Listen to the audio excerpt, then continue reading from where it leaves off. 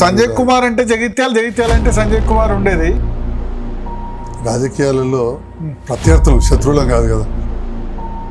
జీవన్ రెడ్డి కేసీఆర్ మధ్య అండర్స్టాండింగ్ ఉంది మొదటి నుంచే. జీవన్ రెడ్డి గారు కేసీఆర్ ని విమర్శించని వారం అయితే ఉండదు. ఎందుకు మరి సంజయ్ కుమార్ కాంగ్రెస్ పార్టీలోకి వెళ్లాల్సి వచ్చింది? 10 ఏళ్ల కాలంలో 100 ఏళ్ళు వెనుకకు పోయింది తెలంగాణ. టీఆర్ఎస్ వాళ్ళు వచ్చి కాంగ్రెస్ కార్యకర్తలు మర్డర్ చేస్తారు. మన అనుచరులను మనం కాపాడుకోకపోతే రాజకీయాల్లో గెలిపండి. మీ వియ్యంకుడి కోసం మీరు జాయిన్ అయ్యారు. నేను ఆనెస్ట్గా చెప్తున్నా భరత్ గారు, కవిత కోసం అవసరమైతే నేను రాజీనామా చేస్తాను. అనమైంది open. I was clear, I was ready also.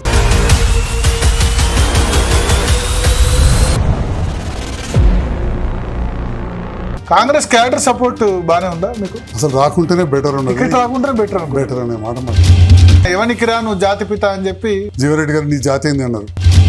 KCR అంటే గౌరవం ఉందా ఇప్పటికైనా? మిషన్ భద్రత ఉంటే పైపుల కమిషన్ల కోసం అవ్వచ్చు. కేసీఆర్ కి నచ్చకపోతే ఐస్ కాంటాక్ట్ కూడా ఉండదు. తల నరికేస్తానని కూడా అన్నాడు. ఇప్పుడు సంజయ్ కుమార్ ను ఫిరాయింపుదారు ద్రోహం చేశాడు. మేము బీఆర్ఎస్ నుంచి గెలిస్తే పనులయ్యే పరిస్థితి లేదు. 100 కోట్ల ప్రయోజనం సంజయ్ కుమార్ కు వచ్చింది. మీరు ఎలా అనలైజ్ చేసుకుంటే అలా. మీరు రాకపోతే మంత్రి పదవి వస్తుండేమో జీవన్ రెడ్డికి. నష్టం జరిగిందంటే జీవన్ రెడ్డితో. మున్సిపల్ ఎలక్షన్ ట్రిగ్గర్ పాయింట్ అని నేను అనుకుంటున్నాను. జగిత్యాల ప్రజలు నన్ను గెలిపించారు, 70,000 ఓట్లు వేసింది. జగిత్యాల ఎమ్మెల్యే హైబ్రిడ్ జీవన్ రెడ్డి గారు కేసీఆర్ ను వదిలిపెట్టి వెళ్తున్నా అన్న బాధ అనిపించలేదు. కేసీఆర్ గారు ముఖ్యమంత్రి అయ్యేది ఉంటే రేవంత్ రెడ్డి గారు పక్షాన్ని నిలబడలే కదా. ఈ ఆవరణ నా చిన్నప్పటి నుంచి చూస్తున్నాను. నేను ఆనెస్ట్ గా చెప్తున్నా భరత్ గారు, అవి చేస్తేనే మళ్ళీ పోటీ చేస్తా. ఇది మాత్రం చెప్తా ఉన్నా. ఎవరు రోడ్డు విస్తరణ చేస్తేనే పోటీ చేస్తా, లేకపోతే చేయరు. ఇప్పుడు బీఆర్ఎస్ ఏనా? Till the end I want to be with the Congress.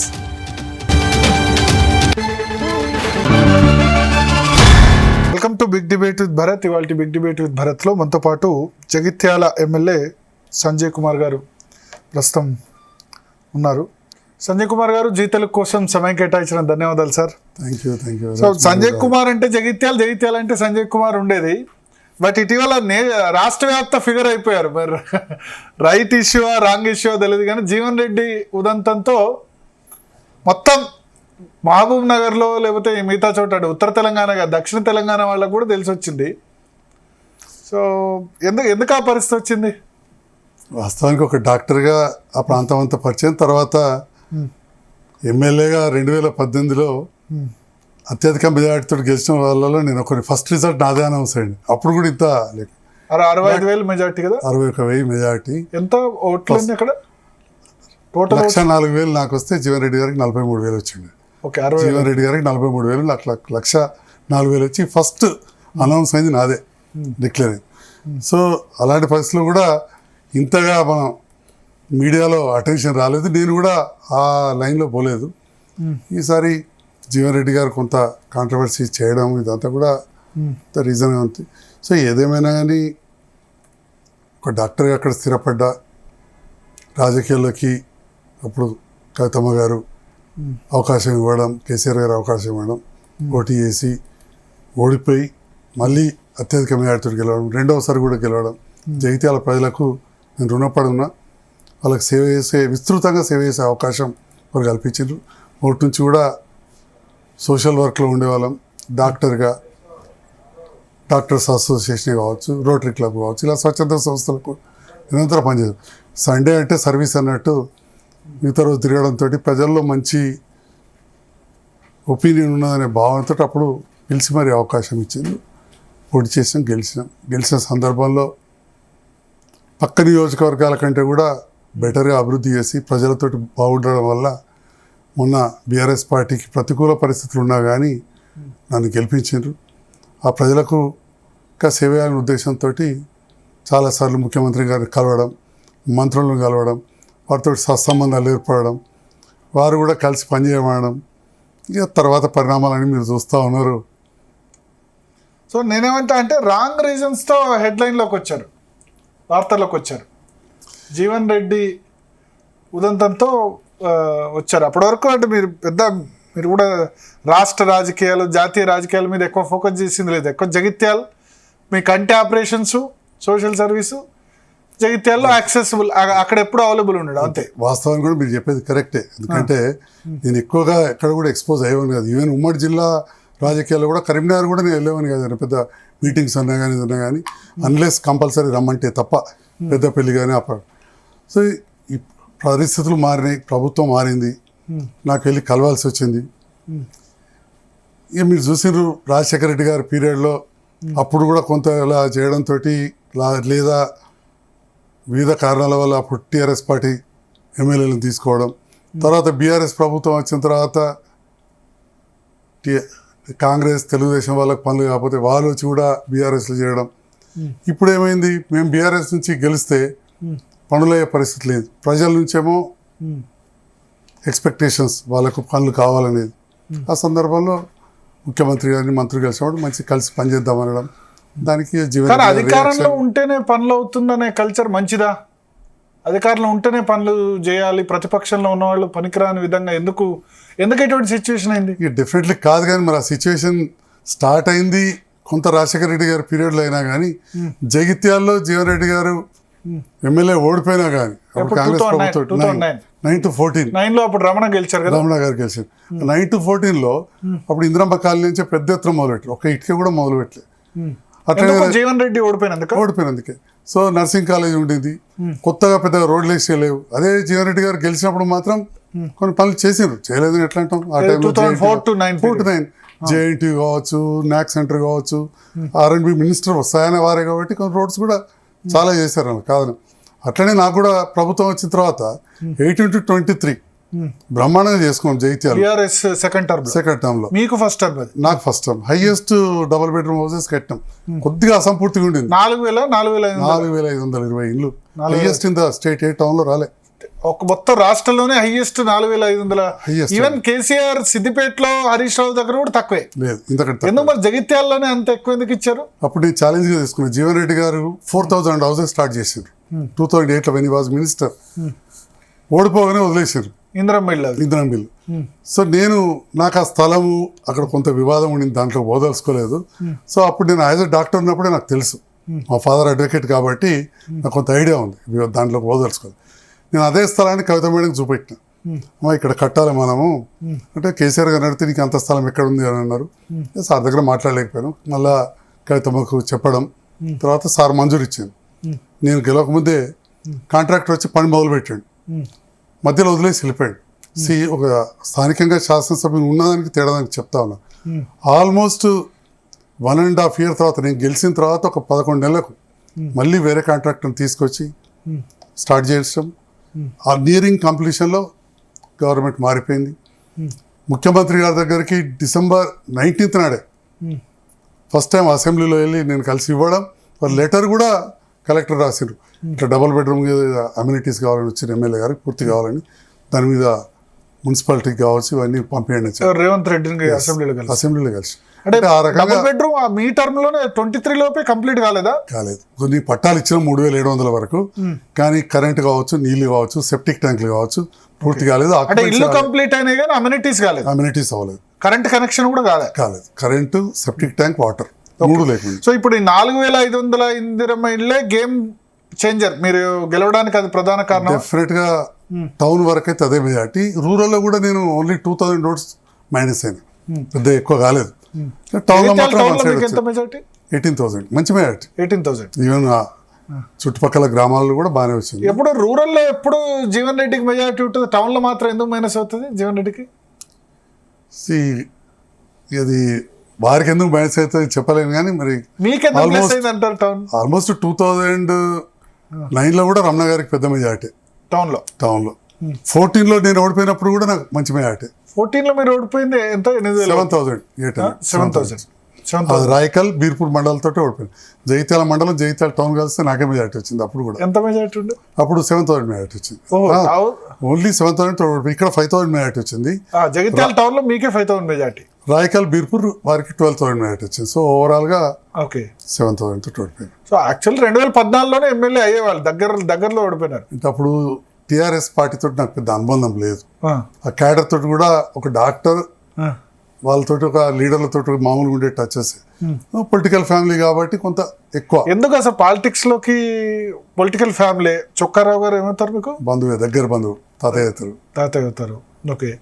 So మరి పాలిటిక్స్ లోకి ఎందుకు వచ్చారు అప్పుడు? 9 to 14 మధ్యలో 84 నుండి కూడా చొక్కారావు గారు ప్రతి ఎలక్షన్లో తిరగడం కావచ్చు, తర్వాత రత్నాకరావు గారు తిరగడం కావచ్చు. ఇక చొక్కారావు గారు చనిపోయిన తర్వాత రమణ నాకు మంచి ఫ్రెండ్. రమణ కూడా ప్రచారం చేసేవాడిని యాక్టివ్గా. నాకు కొద్దిగా ప్రభావం ఉన్న చేయగలిగిన కొన్ని గ్రామాలు, దగ్గర బంధువులు, కొన్ని గ్రామాలలో నాకు మంచి మిత్రులు ఉన్నారు. నా స్వగ్రామం కూడా పూర్తి పక్కనే. అప్పుడు కూడా నేను రమణ గారు 94 నుంచి రమణకు ప్రచారం చేస్తున్నారు. 99 నుంచి. సో అప్పటి నుంచి జీవన్ రెడ్డి వ్యతిరేకమే. వారికి వ్యతిరేకమని కాకుండా రమణ గారికి అనుకూలంగా ప్రచారం చేసి, is good friend of mind, ప్రచారం చేశారు.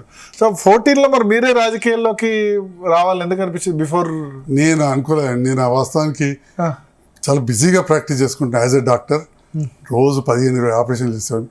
సడన్గా కవిత మేడం వారి పిఏతో ఫోన్ చేయించడం, వెళ్ళి కలవడం, వారు చెప్పడం. కానీ అప్పుడు కూడా చెప్పినాను గెలిచడం కష్టం, ఎందుకంటే కేసీఆర్ గారు 3వ స్థానంలో ఉన్న ప్లేస్ జగిత్యాల.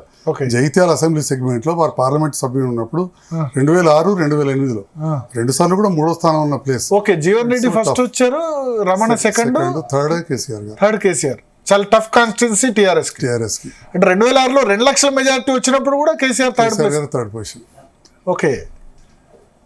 తర్వాత 2008లో ఓడిపోయినప్పుడు అయితే 2020 ఓడిపోలేదు. 2008 అంటే 15,000 ఓట్లతో Jagtial 28,000 almost minus. So BRS కు ఇప్పటి బీఆర్ఎస్ అప్పటి టీఆర్ఎస్ కు చాలా టఫ్ కాన్స్టిట్యున్సీ జగిత్యాల. ఎందుకు టఫ్ కాన్స్టిట్యున్సీ? ఇక జీవన్ రెడ్డి గారి ప్రభావమే అనుకోవాలి. జీవన్ రెడ్డి, ఎల్రమణ ఇద్దరు స్టార్సే ఉన్నారు. కాంగ్రెస్ టీడీపీ ఇద్దరికి స్పెషల్ 9 నుంచి 14 మధ్యలో కాంగ్రెస్ ప్రభుత్వం ఉండేది. జీవన్ రెడ్డి గారు ఎమ్మెల్యే కాకపోయినా కానీ ఎమ్మెల్యే కంటే మాజీ మంత్రిగా అంతకంటే వారి ప్రభావం ఎక్కువ ఉండేది. సో ఎవరు కూడా ధైర్యం చేయలే. అసలు 14లో కౌన్సిలర్ పోటీ చేయడానికి ముందుకు రాలేదు. గ్రామాలలో ఎంపీటీసీ అభ్యర్థులే దొరకలేదు.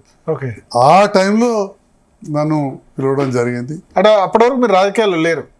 ఉన్నాను, కానీ సభ్యత్వం కానీ అలాంటివి లేవు.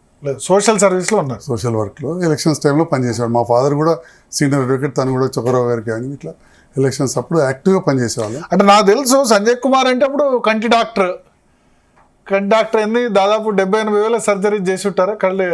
ఈజీగా చేసి ఉంటుంది. ఎందుకంటే లేదు ఎంత ఇచ్చినా తీసుకున్నామని ఆ ప్రాంతంలో #1 డాక్టర్ నేనే. ఆ ప్రాంతంలో ఇప్పటికీ చేస్తున్నా.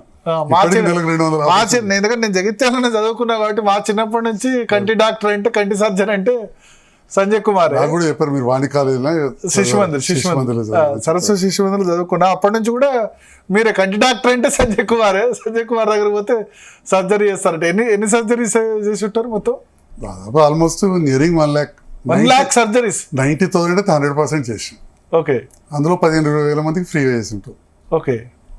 అంటే ఇప్పుడు 365 రోజులు ఉంటే దాదాపు ప్రతిరోజు సర్జరీస్. గతంలో సండే కూడా సండే ఫర్ సర్వీస్ అన్నట్టు సండే ఏదో క్యాంప్ చేయడం, ఆపరేషన్ చేయడం కామన్ చేసేవాళ్ళు. కొన్నిసార్లు అయితే అప్పుడు ఫ్రీ ఐ క్యాంప్స్ ఎక్కువ ఉండేవి.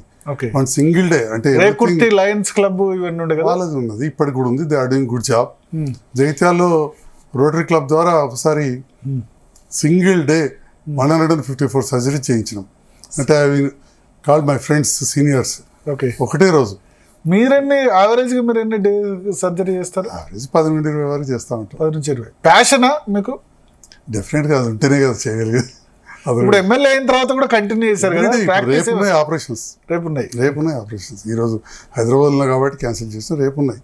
అండ్ నాకు 2 మంచి డాక్టర్ కొలీగ్స్ ఉన్నారు, wife and husband. They are selected. మా స్టాఫ్ కూడా 30 years నుంచి కంటిన్యూ అవుతున్న వాళ్ళు ఉన్నారు. ఓకే. చాలా మంది రాజకీయాల్లోకి వచ్చిన తర్వాత మానేస్తారు కదా, వైద్య వృత్తి కానీ లేకపోతే హాస్పిటల్ కానీ అది కానీ, మీరు దాన్ని ఆపలేదు. దాంట్లో one advantage in my profession is I'm an ophthalmologist. Okay. ఆఫ్థాల్మాలజీలో ఒక 10% ఎమర్జెన్సీస్ ఉంటాయి. Okay. 90% you can plan, schedule చేయొచ్చు. సో మన కొలీగ్స్ ఉన్నారు కాబట్టి వాళ్ళు కొన్ని చూసేస్తారు, మిగతాయి నా కోసం ప్లాన్ చేస్తారు, షెడ్యూల్ చేసి పెడతారు. సో ఎప్పుడు మీరు ఎండి ఆఫ్థాల్మాలజీ 92. సో 8 + 26 34 సంవత్సరాల్లో దాదాపు 70,000-80,000 లక్ష దగ్గరలో సర్జరీలు. 80,000 అయితే 100% క్రాస్. 80,000. 90,000 అయితే 1 lakh సర్జరీస్ కంప్లీట్ చేస్తారు. ఓకే. ఎమ్మెల్యే ఉన్న టైం దొరుకుతుందా సార్? ఈ సర్జరీ కొంత కష్టమే, కానీ ఫార్చునేట్లీ ఏంటంటే మా వైఫ్ చొక్కర గారు సొంత మనవరాలే, ఆమెకు తెలుసు పాలిటిక్స్ ఏంటంటే. వాళ్ళ నాన్న కూడా వేములవాడ దేవస్థానం చైర్మన్గా, cess, sarpanch. So political family కాబట్టి షీ కోఆపరేట్స్. ఉన్నొక్క అమ్మాయి పెళ్ళి అయిపోయింది. సో అదే అప్లికేషన్స్ లేవు కదా, వేరే నాకు ప్రతిరోజు ఏదో ఫ్రెండ్స్ తోటి పార్టీలు అట్లాంటివి లేవు కాబట్టి సో డైలీ 16-17 hours వర్క్ చేస్తాం. దాంట్లో ఒక 3 hours హాస్పిటల్ పోవడం పెద్ద విషయం కాదు కదా. ఓకే. సో అంటే మీ నుంచి కోరుకుంటారా అక్కడ పేషెంట్స్ కూడా సంజయ్ కుమార్ సార్ సర్జరీ కోరుకుంటారు కాబట్టి ఆగుతున్నారు, లేకపోతే 3 days తర్వాత 4 days తర్వాత పేషెంట్లు ఎలా ఉంటారు. Even if you come tomorrow there will be surgeries. Okay, అంటే మీ చేతులు మీద సర్జరీ చేయించుకోవాలని వెయిట్ చేస్తాను. నమ్మకం సెకండ్ జనరేషన్ స్టార్ట్ అయింది. తల్లిదండ్రులకు జయించిన వాళ్ళు ఇప్పుడు పిల్లవాళ్ళు ముసలు అయ్యారు, వాళ్ళు వస్తూ ఉన్నారు. ఓకే. సో 14లో అట్లా రాజకీయాల్లోకి వచ్చారు. కవిత గారి పిలుపుతో ఆమె పర్సనల్గా రిక్వెస్ట్ చేయడం వల్ల, ఎందుకంటే నిజామాబాద్ పార్లమెంట్ సెగ్మెంట్ కావడం వల్ల వచ్చారు. ఫస్ట్ అయితే ఓడిపోయినారు. నాకు తెలిసి అప్పుడు కరీంనగర్లో 13లో 12 గెలిచింది, ఒక జీవన్ రెడ్డి తప్ప అన్ని బీఆర్ఎస్ఏ. ఓడిపోయింది మీ సీటే. సో ఆ టర్మ్ ఎట్లా ఉండింది, ఆ 5 years టర్మ్?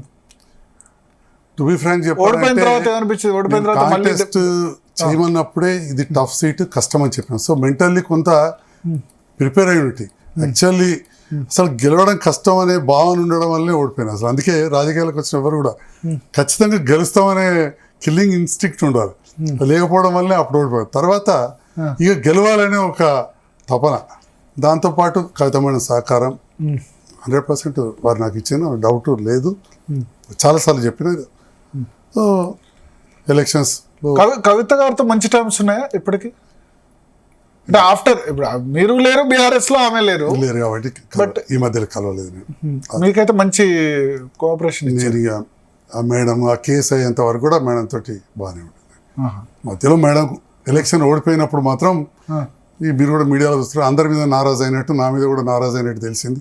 నిజామాబాద్ పార్లమెంట్ అప్పుడు మాత్రం నేను కూడా బాధపడ్డా, నా మీద నేను వచ్చిందే వారి వల్ల అనవసరంగా నా మీద నారాజు అయిందని చెప్పి కొంచెం బాధపడ్డా. తర్వాత జగిత్యాల మెజారిటీ రాలే కదా, అరవింద్ 7,000 వచ్చి తక్కువ. కొరుట్ల, బాల్కొండ, ఆర్మూర్ అవన్నీ 20-30 వేలు మైనస్ అయింది మేడం. జగిత్యాలలో ఓన్లీ 7,000 మైనస్ అయింది. అప్పుడు మీకు తెలుసు కదా, కాంగ్రెస్ ఇదే జీవన్ రెడ్డి గారు వీళ్ళందరూ బ్లాక్ బీజేపీకి సపోర్ట్ చేశారు. అరవింద్ సపోర్ట్ చేసిన ఆన్ రికార్డ్ చెప్పారు 2019లో సీనన్న కొడుకు అని చెప్పి చేసినా అని చెప్పి ఆన్ రికార్డ్ చెప్పారు. ఇప్పుడు అదే అనిపిస్తుంది, నికార్సైన కాంగ్రెస్ రాజకీయ నాయకుడు అంటారు మా జీవన్ రెడ్డి గారు, వారు నోటికి ఉంటే చెప్పింది ఆన్ రికార్డ్ ఉంది ఎవ్రీవేర్. మధుయాష్కి కూడా చేయలేదు అప్పుడు ఎలక్షన్ లో, చేయలేదు. ఆల్మోస్ట్ ఈ లాస్ట్ డిపాజిట్ అంటే చెప్పేశారా క్యాడర్ కి మీరు ఇంకా అరవింద్ కోటేసేయండి అని చెప్పి చెప్పేసారు. చెప్పినామని చెప్పి మళ్ళీ మీడియా కూడా చెప్పారు జీవన్ రెడ్డి గారు సీనన్న కొడుకు అని చెప్పి. డి శ్రీనివాస్ అందరికి ఫోన్ చేశారులేండి, నా కొడుకు నిలబెడతాడు సపోర్ట్ చేయండి అని చేసిరా. ఆ విషయం కొద్ది ముందే మాకు తెలిసింది. అయితే మేడం కూడా నేను చెప్పిన కొద్దిగా ప్రాబ్లం ఉంది మేడం అని కూడా చెప్పినాం. బాగా 7 కాన్స్టిట్యున్సీలు, అప్పుడు ముఖ్యమంత్రి నేను అప్పుడే కొత్తగా గెలిచున్నా. కొత్తగా గెలిచారు కానీ 60,000 ఓట్లతో గెలిచారు మంచిగా. గెలిచాం. ఓకే. అంటే అప్పుడు ప్రభావం ఇప్పుడు సిరిసిల్ల కూడా చూడండి, కేటీఆర్ గారికి 85,000 మెజార్టీ వచ్చింది. 88,000 అక్కడ వినోద్ కుమార్ గారికి 4,000 5,000 పడిపోయింది. అంటే 80,000 ఓట్లు తేడా అయిపోయింది. బండి సంజయ్ అప్పుడు దీని అన్నిటికీ మూల కారణం నిజంగా చెప్పాలంటే అసెంబ్లీ ఎలక్షన్స్ తర్వాత ఎమ్మెల్సీ ఎలక్షన్ వచ్చింది. అది కరీంనగర్, నిజామాబాద్, ఆదిలాబాద్, మెదక్ గ్రాడ్యుయేట్ ఎన్నిక. జీవన్ రెడ్డి అప్పుడు 3 నెలల్లోనే మీ మీద 60,000తో ఓడిపోయి జీవన్ రెడ్డి గారు గ్రాడ్యుయేట్ లో బంపర్ మెజార్టీతో గెలిచారు, ఫస్ట్ ప్రియారిటీ ఓటుతో. ఇక్కడ నా మాట ఒక్కటి నాలుగు దయచేసి, వారు బంపర్ మెజార్టీ తోటి ఎవరి మీద గెలిచిండ్రు? అసలు వారి మీద టీఆర్ఎస్ అభ్యర్థిని పెట్టలేదు. మామిళ్ళ దశరథం గౌడ్, చంద్రశేఖర్ గౌడ్ బీఫామ్ ఇవ్వలే, అంటే జగన్ బీఫామ్ ఇవ్వలే, ఎవరు ప్రచారానికి రాలే. వారే వచ్చి నేను టీఆర్ఎస్ పక్షాన్ని చేస్తున్నాను, మాకు ఎవరు చెప్పిన వాళ్ళు లేరు, ఎక్కడ ఎవరు ఏజెంట్లు లేరు. దాంతో 1 సైడ్ గెలిచి అక్కడ టీఆర్ఎస్ కేసీఆర్ ఆయన కోటేమని చెప్పలేదా? మీరు చూడండి, ఎక్కడైనా వారు ఎక్కడైనా టీఆర్ఎస్ మరి అప్పుడు అసెంబ్లీ 88 సీట్లు వచ్చి బంపర్ మెజారిటీ వచ్చి అభ్యర్థిని అధికారికంగా ఎందుకు పార్లమెంట్ ఎలక్షన్ బిఫోరే జరిగింది. ఆ ఇంపాక్ట్ కవిత డెఫినెట్ గా కవిత మేడం మధ్య పడింది. అంటే 2-3 అయినాయి అప్పుడు, మంత్రులను క్యాబినెట్ ఎక్స్పాన్షన్ లేకపోవడం, దాంతో పాటుగా మా ప్రాంతంలో జీవన్ రెడ్డి గారు గెలవడం కూడా చాలా నష్టం చేసింది. జీవన్ రెడ్డికి ఇండైరెక్ట్ గా మీరు టీఆర్ఎస్ సపోర్ట్ చేసింది అంటారా? సపోర్ట్ చేసింది అనగానే కేసీఆర్ గారికి మంచి సంబంధం లేదు చెప్తా ఉంటారు కదా. మొన్న కూడా చెప్తారు మేము ఇద్దరం మంచి మిత్రులం, వారు అడిగితే నేను బ్రిడ్జ్ ఇచ్చిన. అసలు ఆ బ్రిడ్జ్ జీవన్ రెడ్డి గారు మరి రోడ్ల మంత్రి ఉండేది 9 నుంచి 14 వరకు కాంగ్రెస్ ప్రభుత్వమే చేస్తుండే కదా. ఆ బ్రిడ్జ్ కూడా వాస్తవానికి కవిత మేడం నేను అడిగినాం, ఏంటది బోర్నపల్లి బ్రిడ్జ్ అడిగినాం, మాట కూడా ఇచ్చినాం. రాయకల్ ఏంటంటే అది గోదావరి పైన కడెంకు కనెక్ట్ అవుతుంది, జైత్యాలకు నిర్మల్ జిల్లాకు కనెక్ట్ అవుతుంది, important bridge. So Jeevan Reddy గారు అప్పుడు చేయలేదు. మేము ఎలక్షన్స్ అప్పుడు అక్కడ ప్రజల ఆకాంక్ష అని చెప్పి కవిత మేడం తోటి కూడా నేను చెప్పించిన దాఖలాలని. కానీ అట్ ద సేమ్ టైం నేను ఓడిపోయినా కాబట్టి ఫస్ట్ ఎలక్షన్ రివ్యూకు, ఫస్ట్ గవర్నమెంట్ రివ్యూకు కేసీఆర్ గారు కరీంనగర్ వచ్చింది. నేను లోపలికి వెళ్ళలేను, జీవన్ రెడ్డి గారు వెళ్ళారు, మనకు అనుభవం ఉన్నది. ఎట్లాగా అక్కడ కవిత మేడం మాట ఇచ్చింది, సంజయ్ పొలిటికల్ ఈయనకు తప్పకుండా అడుగుతాడు చేసుకొస్తాడని వారే ముందు అడిగారు. కేసీఆర్ గారు కూడా అప్పుడు కూడా చెప్పారు, ప్రతిపక్షమైన జీవన్ రెడ్డి అడిగితే నేను ఇచ్చినా అని చెప్పాను. అది ఇప్పుడు కూడా చెప్తా ఉన్నారు. అంటే కవిత అడిగారు, జీవన్ రెడ్డి ఇద్దరు అడగడంతో ఆ బ్రిడ్జ్ వచ్చింది. కానీ ఆ మీటింగ్ లో కవిత గారు లేరు, ఎందుకంటే కరీంనగర్లో జరిగింది. జీవన్ రెడ్డి గారు అడిగారు, అడగానే చేసేస్తున్నాను అక్కడే అనౌన్స్ చేసి. అది ఇప్పటికీ చెప్తూనే ఉన్నారు, జీవన్ రెడ్డి గారు అడిగితే చేసింది. ఓకే. సో అంటే జీవన్ రెడ్డి కేసీఆర్ మధ్య అండర్స్టాండింగ్ ఉంది మొదటి నుంచే. నాకు ఎక్కువ తెలియదు కానీ వారే చెప్పుకుంటున్నారు కదా, పదే మన జగిత్యాల మీటింగ్ లో చెప్పారు కదా. మేము అంటే జీవన్ రెడ్డి గ్రాడ్యుయేట్ ఎలక్షన్ గెలవడం వెనుక ఆ అండర్స్టాండింగ్ వల్లే అభ్యర్థి పెట్టలేదని చెప్పి. తప్పకుండా, లేకపోతే అభ్యర్థి అప్పటి వరకు ప్రతి ఎలక్షన్ లో అభ్యర్థి పెట్టేవారు. ఆ తర్వాత కూడా మళ్ళీ పెట్టారు వాణిదేవి గారిని ఇక్కడ హైదరాబాద్, సికింద్రాబాద్, మహబూబ్ నగర్ లో. అప్పుడు మాత్రం అభ్యర్థి పెట్టారు. మళ్ళీ ఫ్రెష్ గా అందరం గెలుచున్నాం, బంపర్ వినాయకుడితో గెలుచున్నాం. ఎక్కడ కూడా యాంటీ అనేది ఎక్కడ కనబడతలేదు. ఫస్ట్ టైం మామిళ్ళ చంద్రశేఖర్ గౌడ్కు మీరు ఓటే మరి మీరు కూడా అడగలే అప్పుడు? నాకు వచ్చి కలిసిండు, కలిస్తే నేను కొద్దిగా మా క్యాడర్ కి చెప్పిన, మన సింపథైజర్ అంటే కవిత మేడం అయితే చెప్పిందే చేయండి అని చెప్పి, అంతే. పార్టీ నుంచి అఫీషియల్ గా రాలేదు ఎక్కడ, వారికి బీఫామ్ ఇవ్వలేదు. ఓకే. వారు బాధపడ్డాడు నా దగ్గర, బీఫామ్ ఇచ్చి ఉంటే నాది ఫస్ట్ పేరు అయ్యేది, సెకండ్ అయ్యేది, ఇవన్నీ అని చెప్పి. ఓకే. సో అప్పటి నుంచి ఒక అదైతే ఉంది. కానీ జీవన్ రెడ్డి కేసీఆర్ మీద పోటీ చేశాడు కదా 2006లో 8లో, రాజశేఖర రెడ్డి చెప్తే అప్పుడు కరీంనగర్ పార్లమెంట్ 2 లక్షలతో అప్పుడు గెలిచింది. 2 లక్షలతో కేసీఆర్ గెలిచాడు. Second time 15,000. రాజకీయాలలో ప్రత్యర్థులు శత్రువులం కాదు కదా, శాశ్వత శత్రుత్వం ఉంటుందా? ప్రత్యర్థులు కలిసిపోతా ఉంటారు. ఇప్పుడు రమణ గారు కూడా పోటీ చేశారు, వారు వచ్చి ఇప్పుడు ఎమ్మెల్సీ టీఆర్ఎస్ లో. ఓకే. సో 14 to 18 టర్మ్ వారు కొంచెం స్ట్రగుల్ అయ్యారు. అంటే సరే ఓడిపోయినా సరే పట్టుకొని కాన్స్టిట్యున్సీ పట్టుకొని ఉన్నారు. ఇక ఫుల్ టైం పొలిటీషియన్ గా అవతారం ఎత్తారు. 18లో 60,000 ఓట్ల మెజారిటీ వస్తుంది అనుకున్నారా? ఎట్లా సాధ్యమైంది? అంత పెద్ద అనుకోలేదు, కానీ డెఫినెట్ గా ప్రభుత్వానికి కూడా అప్పుడు పాజిటివ్ మూడ్ ఉండింది. రెండవది, నేను మొదటి నుంచి కూడా పొలిటికల్ ఫ్యామిలీ ప్లస్ నాకు ఫ్రెండ్స్ ఎక్కువ, రిలేటివ్స్ ఎక్కువ, తప్పకుండా గెలుస్తానని నమ్మకం ఉండింది. కానీ ప్రతి గ్రామంలో, జగిత్యాల టౌన్లోని ప్రతి వార్డులో మెజారిటీ వస్తుందని మాత్రం అనుకోలేదు. ఊహించని విధంగా ప్రతి గ్రామం, ప్రతి వార్డు మెజారిటీ వచ్చింది. ఎందుకంటే ఎవరైనా కానీ జీవన్ రెడ్డి గారు సీనియర్ క్యాండిడేట్, అండర్ ఎస్టిమేట్ చేయరు. రెండవది ఏమంటే రమణ గారు కూడా అటే మద్దతు, అప్పుడు స్థానికంగా బలమైన అభ్యర్థి. ఓకే, తెలుగుదేశం కాంగ్రెస్ కలవడం వల్ల లాభమైందా నష్టమైందా అవన్నీ అనాలిసిస్ పక్కన పెడితే, రమణ గారికి కూడా వారికంటూ ఒక మంచి క్లౌట్ ఉంది. అప్పుడు వారు రాష్ట్ర అధ్యక్షుడు. సో వారు కూడా జీవన్ రెడ్డి గారు ఇంటికి వెళ్ళి మరి నేను ఒక తమ్ముళ్ళలాగా అని చెప్పి అనౌన్స్ చేయడం అది కూడా జరిగినాయి. బట్ అట్ సేమ్ టైం ప్రజలలో రమణ, సంజయ్ మంచి ఫ్రెండ్స్ అనేది కూడా ఉండింది అనుకోండి. జీవన్ రెడ్డి, రమణ ఇద్దరు కలిసిన 2018 ఎలక్షన్ లో మీరు గెలిచారు. ఆల్మోస్ట్ జీవన్ రెడ్డి గారికి డిపాజిట్ పడినంత పని అయింది. నాకు 65%. మరి రమణకు మీరు సపోర్ట్ చేశారు కదా ప్రతి ఎలక్షన్ లో, మరి రమణ మీకు వ్యతిరేకం చేయడం అట్లా ఏమన్నా ఈక్వేషన్ ఉంది? ఇప్పుడే చెప్పాను కదా, రాజకీయాలలో ప్రత్యర్థులు అంటే ఉంటుంది. ఇప్పుడు 14లో కూడా రమణ గారు మేము కాంటాక్ట్ చేసుకున్నాం కదా, వాస్తవానికి నాకు కాంటాక్ట్ చేయాలని లేకుండింది.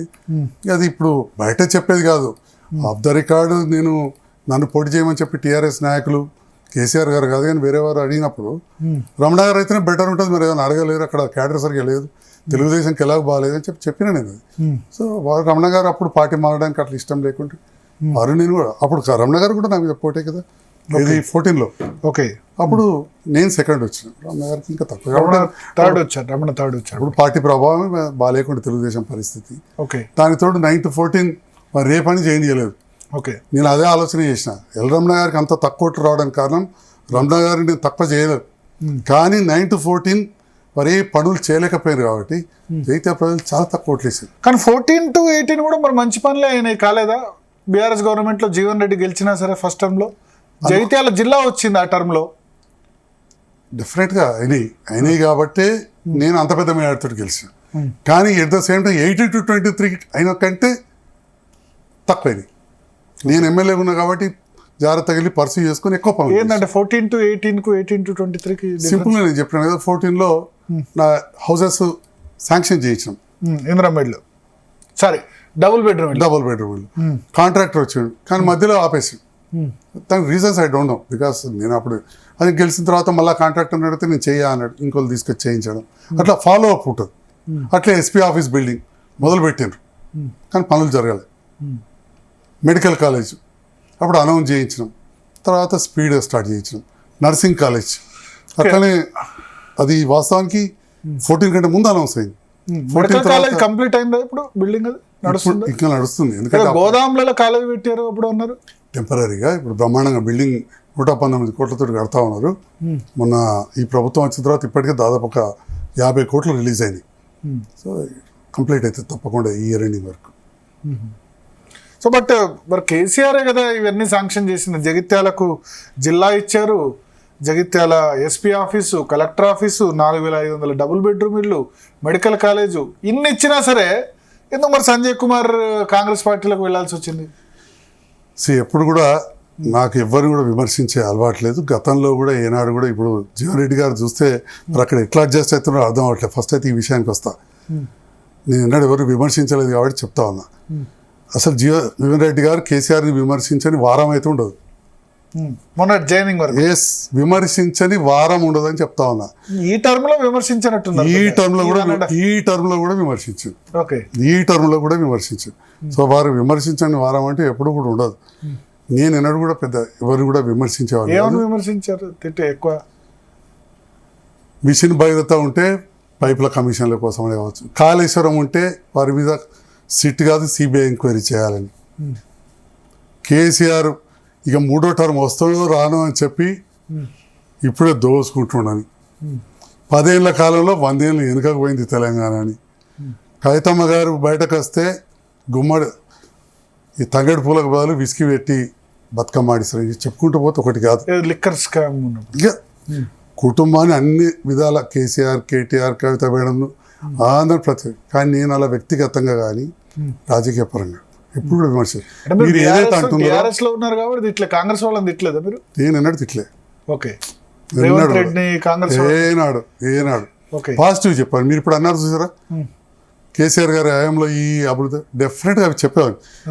నాకు ఎవరు చెప్పలే కేసీఆర్ కాలనీ పెట్టమని. డబుల్ బెడ్రూమ్కు నేనే తీర్మానం చేయించి మున్సిపల్లో కేసీఆర్ కాలనీ కూడా పెట్టినాం, ఇంద్రమ్మ కాలనీ ఉన్నది, కేసీఆర్ కాలనీ కూడా పెట్టినాం.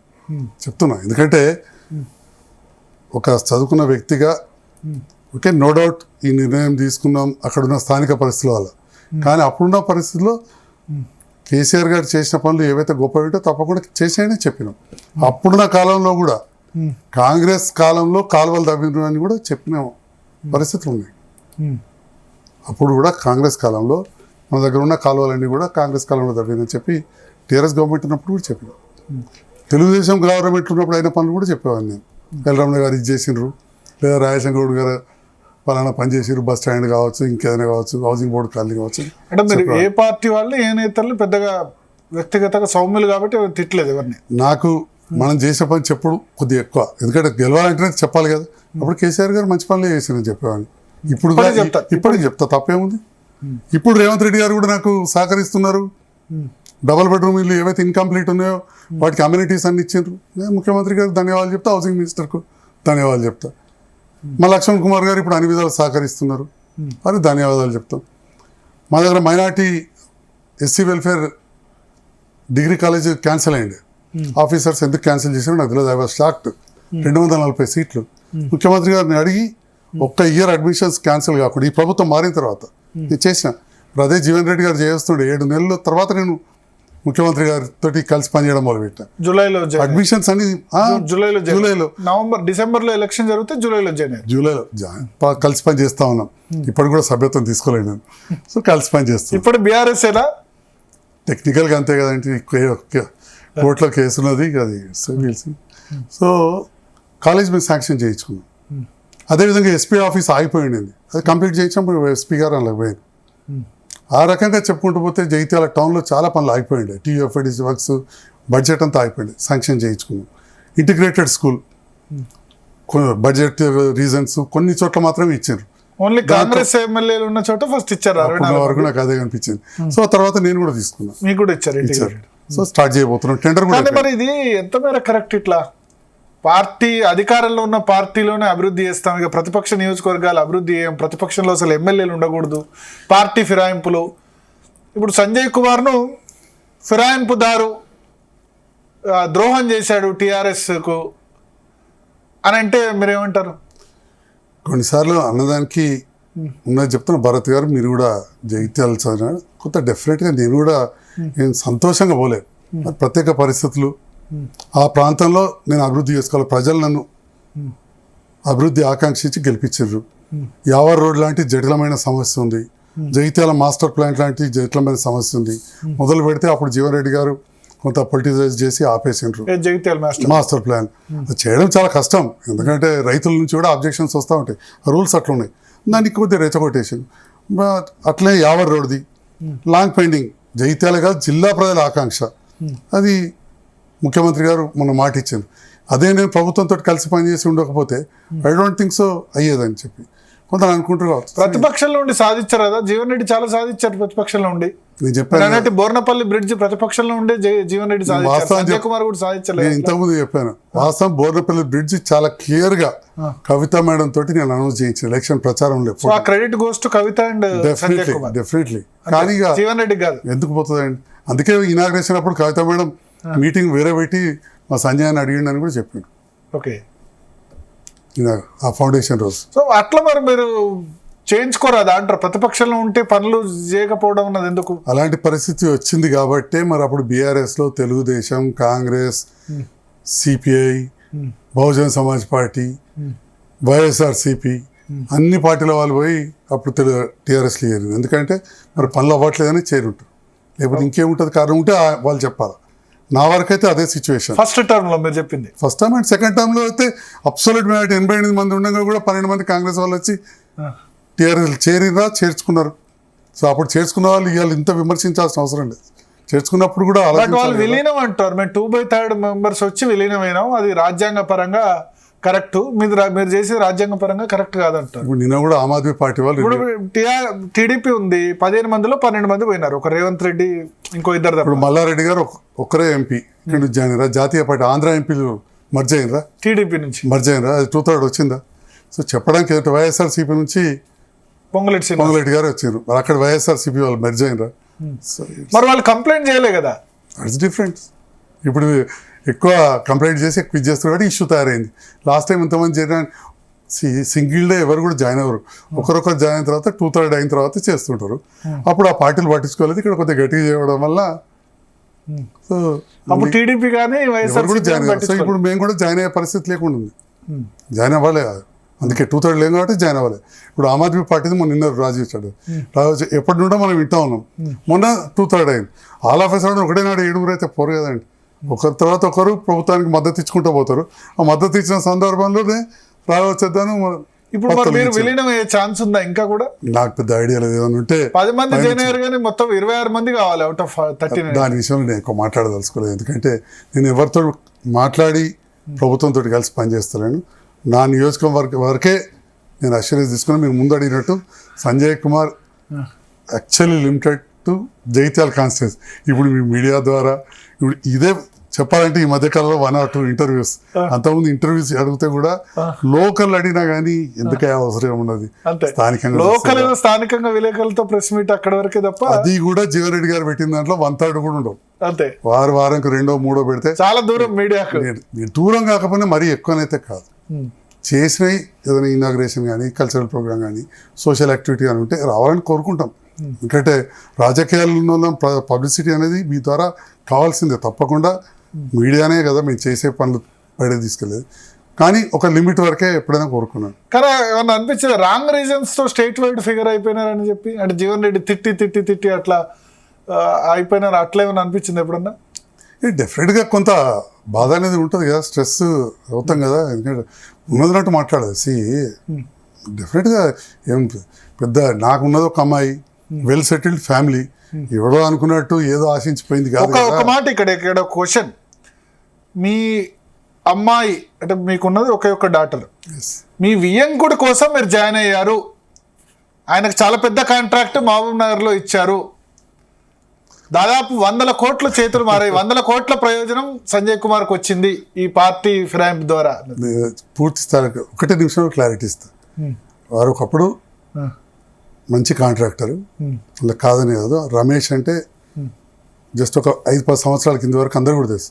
But what ever may be the reasons, అసలు 18 తర్వాత వారు కాంట్రాక్టర్సే తగ్గించుకుంటూ పోయారు.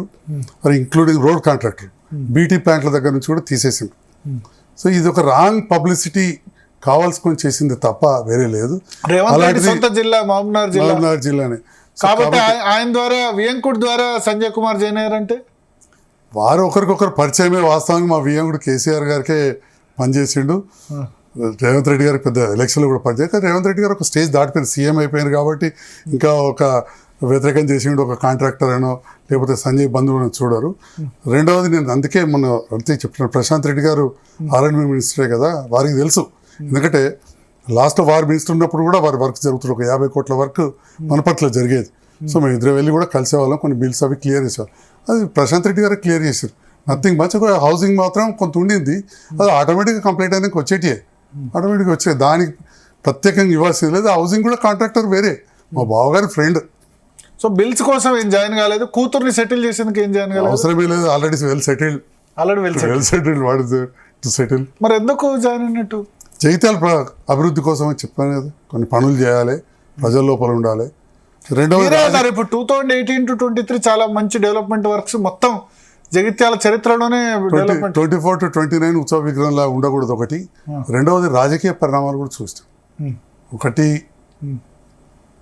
పార్లమెంట్ ఎలక్షన్లో నేను పనిచేసాను బీఆర్ఎస్కి, అనుకున్న స్థాయిలో ఓట్లు రావడం, తర్వాత 0 వచ్చింది, మన దగ్గర ఓట్లు తక్కువ రావడం. రెండవది జగిత్యాల్లో జీవరెడ్డి గారి కొంత రాజకీయంగా వారు తీసుకున్న నిర్ణయాలు, నేను మున్సిపల్ చైర్మన్ ఒకరిని పెడితే వారు నా దగ్గర వాళ్ళని తీసుకెళ్ళి ఒక్కోటితో ఓడించి కాంగ్రెస్ కండువా కప్పడం, నాతో కలిసి తిరిగిన బీఆర్ఎస్ ఎంపీపీలను తీసుకెళ్ళి కండువా కప్పడం, ఆ రకంగా ఒకటి చాలా జరిగినాయి.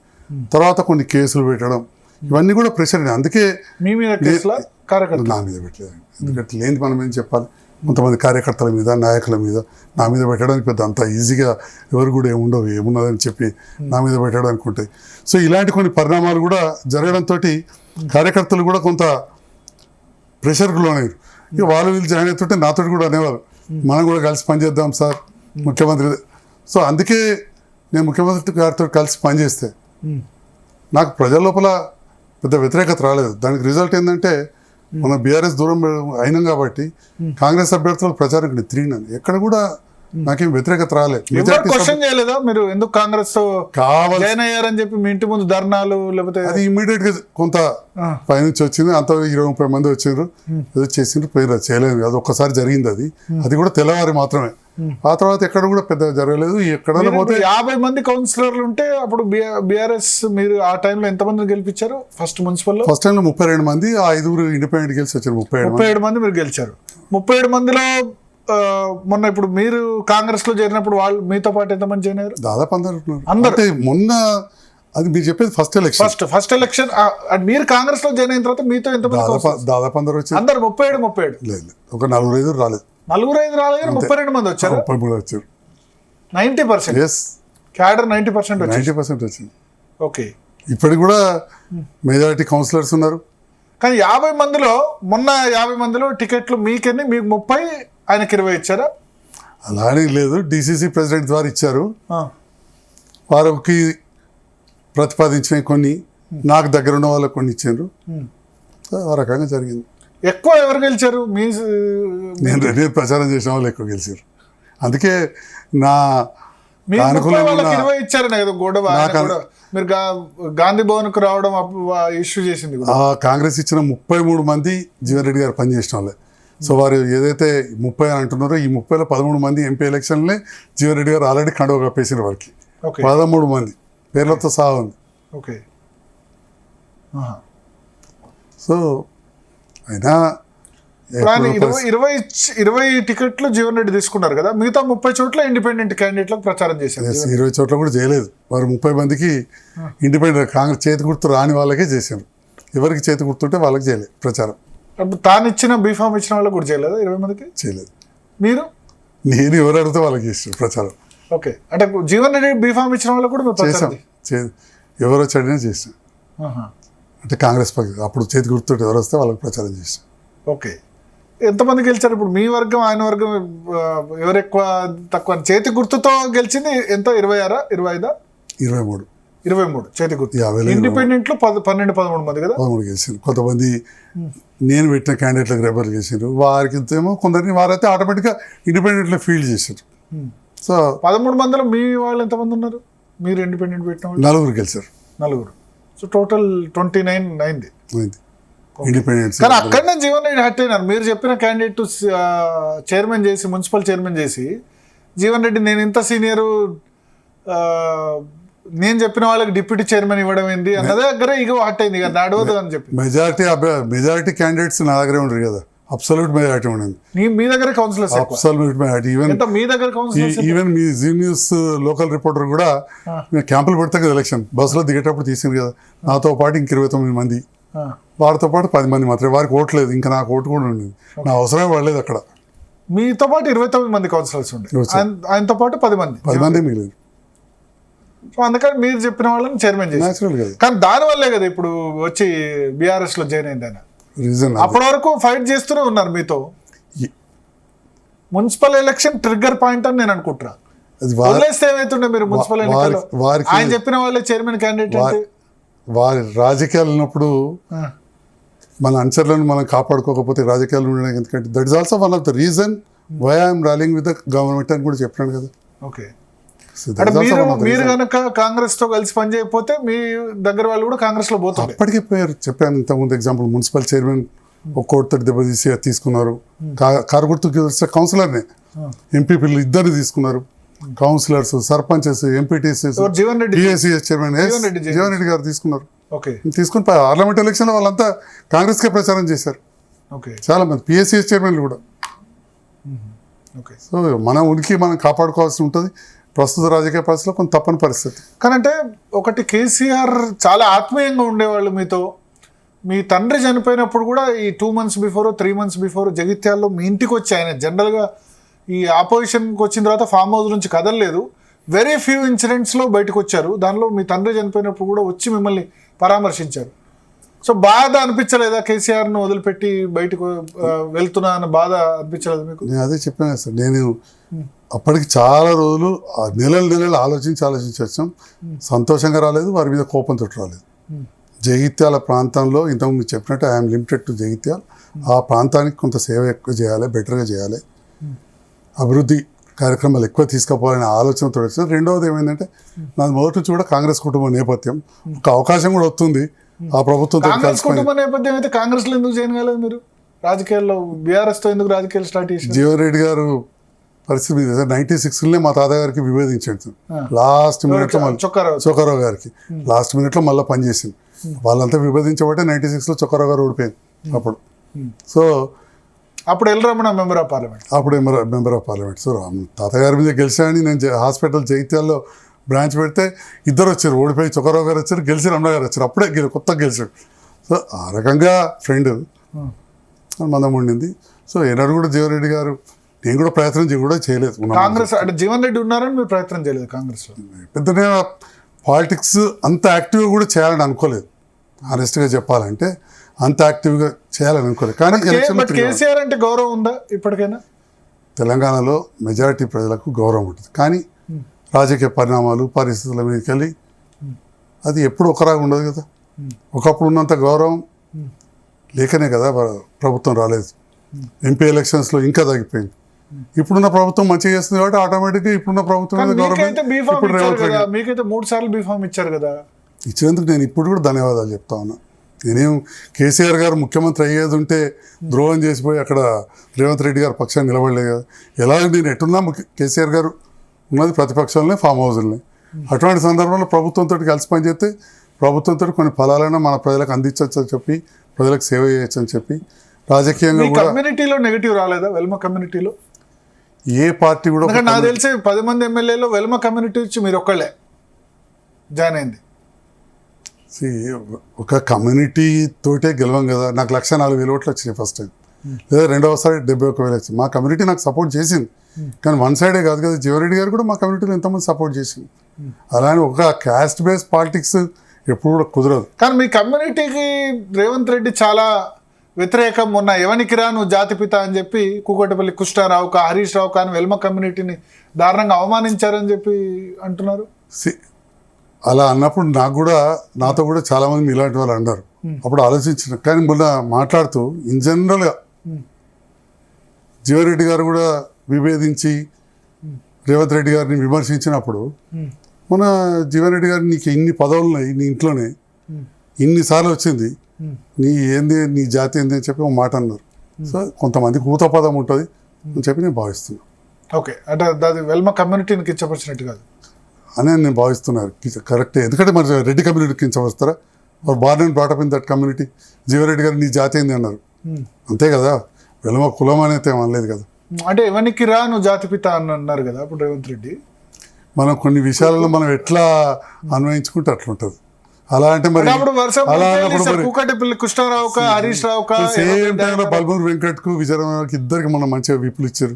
బల్మూరు వెంకట్ యువ నాయకుడు, ఇమ్మీడియట్గా ఎమ్మెల్సీ ఇచ్చారు. విజయరామరావు గారికి అయితే మన MLA ticket declare first ticket నాకు తెలిసి విజయరామరావుదే డిక్లేర్ చేసి. అంత యాంటీ వెల్మా అంటే విజయరామరావు చేయాల్సి ఉంది. నేనైతే అంతే అనుకుంటా. ఎవరు కూడా ఒక రేంజ్కి వచ్చిన తర్వాత ఏ ఒక చిన్న కమ్యూనిటీతో కూడా మనం యాంటీ ఉండకూడదు. ఇప్పుడు మా దగ్గర కూడా కొన్ని కమ్యూనిటీ జస్ట్ 500-600 ఓట్లు మాత్రమే ఉంటాయి. వాళ్ళకి వ్యతిరేకంగా ఉంటే కూడా వాళ్ళు అంతకంటే ఎక్కువ డ్యామేజ్ చేస్తారు. ఒక్కొక్కడు లాభం చేస్తే 500 ఓట్లే కావచ్చు, కానీ కూర్చున్న దగ్గర అలా వేరే వేరే విషయాలు చెప్పి 5,000 ఓట్లు డ్యామేజ్ చేస్తారు. సో ఏ కమ్యూనిటీ కూడా ఎవరు కూడా వ్యతిరేకం ఉండకూడదు. That when we're in politics or any field, you're maybe in business or in this field, కమ్యూనిటీకి వ్యతిరేకం ఉన్న వాళ్ళు ఎవరు పైకి రాడు. మీరు ఒక దశలో అంటే మీరు ఇప్పుడు మొత్తం బీఆర్ఎస్లో మీకు క్లోజ్ అంటే కవిత అంతే కదా, కేసీఆర్ కంటే కూడా కవిత. సో కవితకు సంబంధించి అయితే మీరు ఇప్పటికైనా గ్రాట్యూడ్తో ఉన్నారు. బట్ ఆమె కొత్త పార్టీ పెట్టి కొత్త ప్రయాణం చేస్తున్నారు. మీరు పార్టీలోంచి వెళ్ళిపోయిన తర్వాత ఎప్పుడైనా మాట్లాడారా? అంటే ఫంక్షన్స్లో కలవడం అట్లా జరిగిందా?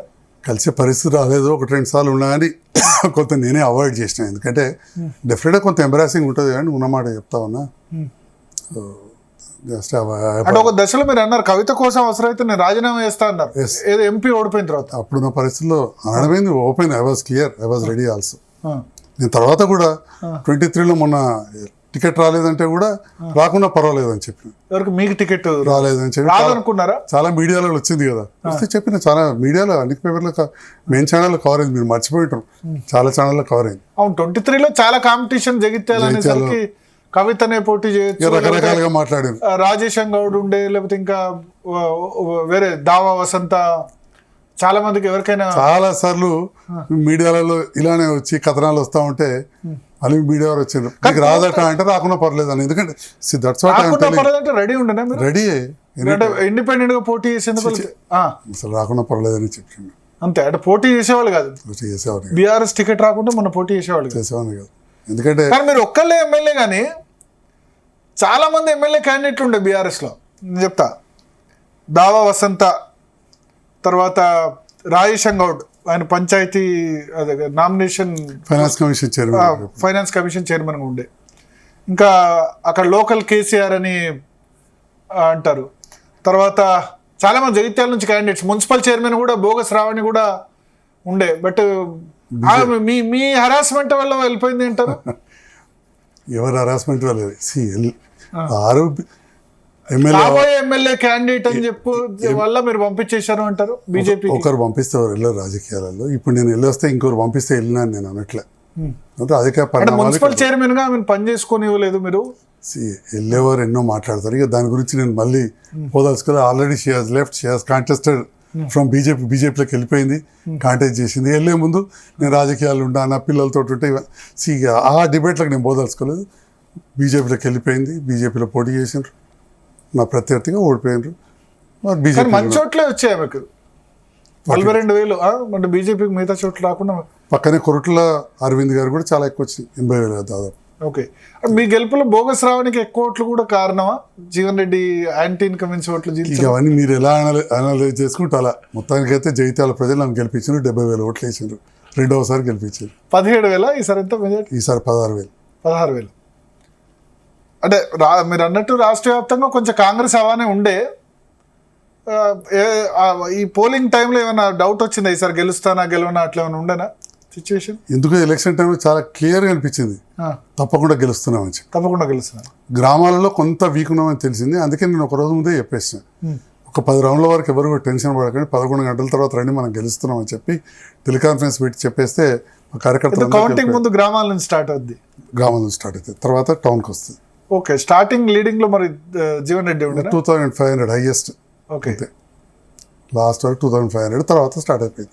2 రౌండ్లలో లీడ్ వచ్చేసి కంటిన్యూ అయిపోయింది. ఎందుకు మీకు టౌన్ ఎప్పుడు మొదటి నుంచి వన్ థింగ్, జీవన్ రెడ్డికి ఎందుకు మైనస్ ఉందని నేను మాట్లాడదలుచుకోలేదు, కానీ రమణ గారైనా నేనైనా ఇద్దరం కూడా జగిత్యాల గవర్నమెంట్ స్కూల్లో చదివిన వాళ్ళు. అక్కడ ఇంటర్మీడియట్ వరకు నేను చదివిన, వారు డిగ్రీ వరకు. రెండవది నాకు ఇంకా అడ్వాంటేజ్ ఏంటంటే మా విలేజ్ పూర్తి ఆనుకొని ఉంటుంది, చాలా పెద్ద గ్రామం, అంతర్గామం.